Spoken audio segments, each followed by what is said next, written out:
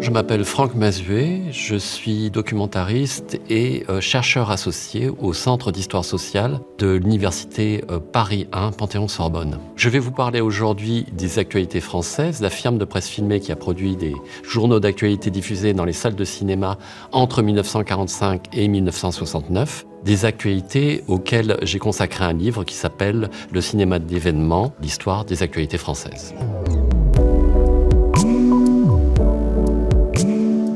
Je me suis intéressé à ce sujet parce que j'ai réalisé de nombreux films documentaires historiques utilisant des images d'archives et des images des actualités françaises notamment.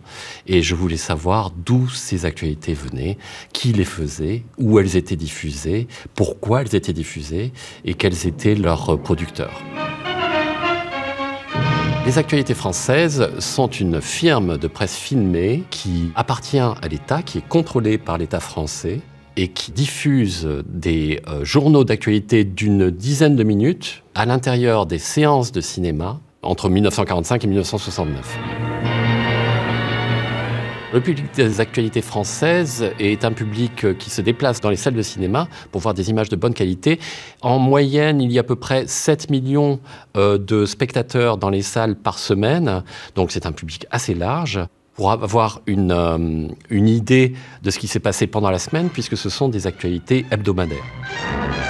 Paris a fêté le 1er mai. Le but des actualités françaises est à la fois, bien entendu, de présenter l'actualité nationale et internationale au public français, mais c'est également un instrument de propagande du gouvernement, puisque c'est une société publique qui relaie la propagande des différents gouvernements de la 4e et de la 5e République pendant une vingtaine d'années. Le président de la République a évoqué une réforme qui intéresse tous les Français.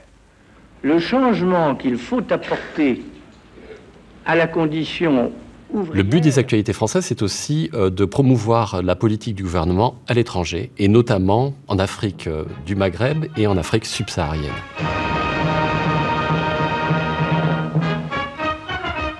Dans la politique éditoriale des actualités françaises. Deux grosses périodes qu'on peut délimiter en deux temps. Le premier temps, c'est celui qui va de 1945 à la fin des années 50, où le journal d'actualité est constitué d'actualités qui se succèdent pêle-mêle, sans ordre, sans chronique, et qui sont assez rapides en plus, puisqu'on peut avoir 10 à 11 sujets pour un journal qui fait à peu près une dizaine de minutes, ça fait beaucoup, et ça fait des sujets très courts. Au bout d'un moment, le public français a envie d'avoir d'autres actualités qui sont un peu plus détaillées, qui sont un peu plus longues.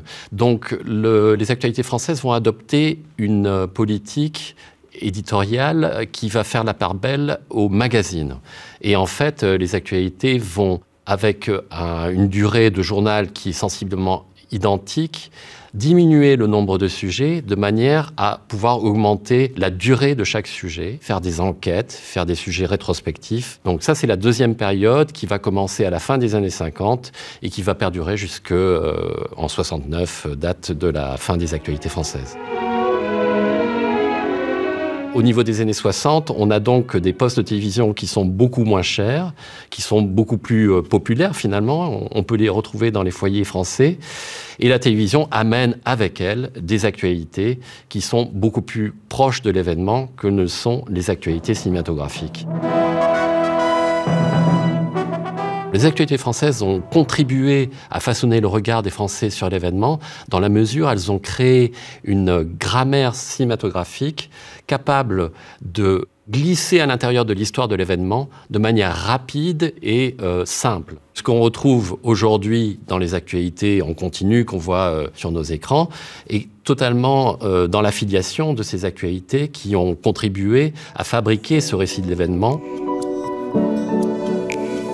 Je compte poursuivre mon travail de recherche sur le sujet en développant un instrument d'intelligence artificielle capable d'interroger les contenus de grands corpus d'actualité rapidement, destinés à être analysés par les historiens, le grand public ou les professionnels des médias.